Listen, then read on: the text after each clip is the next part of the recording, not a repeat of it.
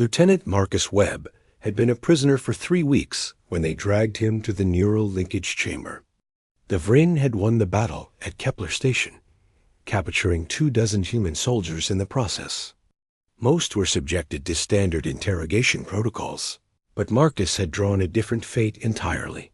The chamber gleamed with bioluminescent panels that pulsed in rhythms, foreign to human perception. At its center stood a chair constructed from living metal, tendrils writhing lazily as if tasting the air. Across from it, another chair waited, and in that chair sat Commander Kalara of the Vryn Ascendancy Fleet. She was massive, easily 8 feet tall even while seated, with 4 arms that ended in delicate but powerful hands. Her carapace shimmered between deep purple and black, decorated with scars that told stories of countless battles. But it was her eyes that caught Marcus off guard, 3 of them, arranged in a triangular pattern on her elongated face, each one tracking him with unsettling intelligence. "The human will be seated," said the technician. A smaller Vryn whose carapace bore the markings of the scientific caste. Marcus resisted, but the guards were strong. They forced him into the chair, and immediately the tendrils came alive, wrapping around his wrists and ankles, then creeping up to his temples. He felt a cold sensation spreading through his skull. "What is this?" he demanded. Commander Kalara spoke for the first time, her voice like grinding stones smoothed by centuries of water. "A neural tether. Your mind will be bound to mine. Where I go, your consciousness follows. What I experience, you will feel." "That's against the covenant of sentient rights," Marcus said, though he knew the words were useless. The Vryn had never signed that particular treaty. "Your species forfeited those considerations when you attacked our mining operations at ElevenLabs," Kalara replied without emotion. "You will serve as my human interpreter. Your knowledge of your people's tactics, your understanding of human psychology, these things will flow through the tether.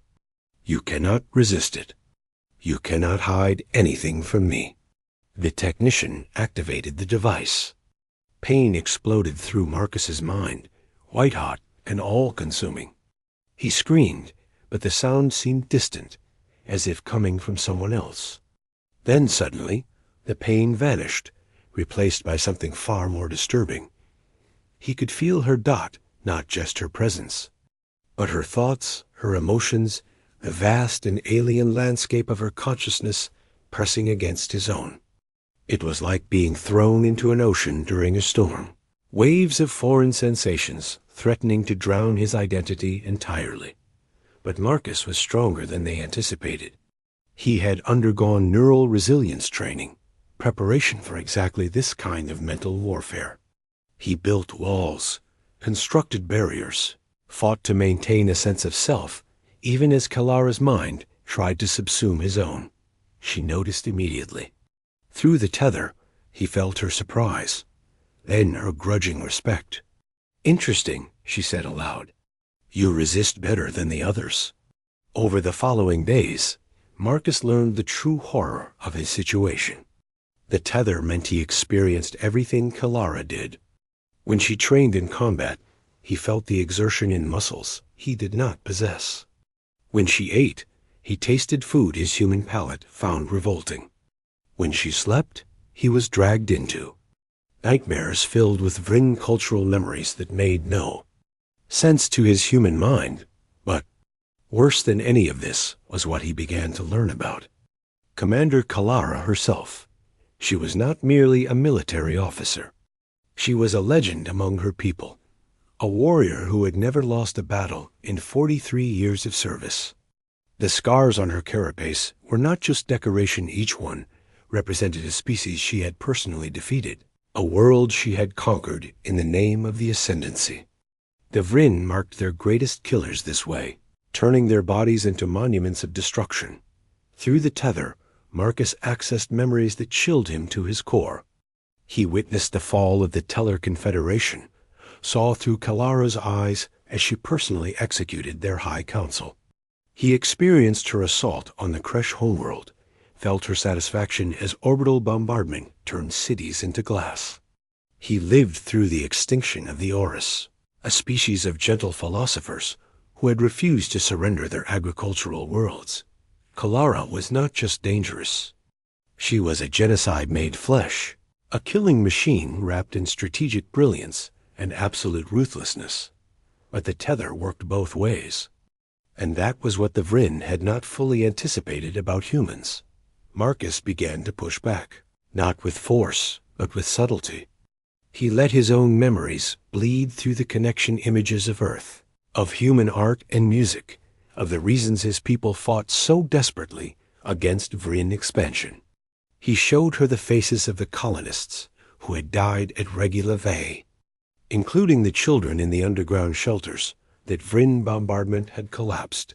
Kalara tried to shut him out, but the tether would not allow complete isolation. She snarled in frustration as human emotions leaked into her carefully controlled Vryn psyche. Guilt was not an emotion the Vryn felt naturally, but through the connection to Marcus, she began to experience something uncomfortably close to it. "Stop this," she commanded one evening as they sat in her quarters. "Your emotional contamination serves no purpose." "Can't help it," Marcus replied, and it was partially true. "The tether goes both ways, Commander. You wanted access to human psychology? You're getting it." She rose to her full height, all four arms clenched in anger.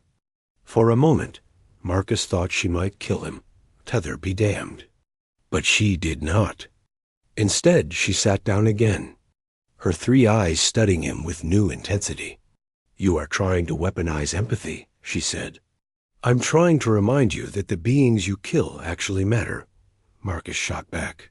"Every species you've wiped out, they had cultures, dreams, children who loved them. You've spent 4 decades treating sentient life like it's disposable, like conquest is the only thing that has meaning." "The strong survive," Kalara said, but her voice lacked its usual conviction. "The ascendancy brings order to chaos."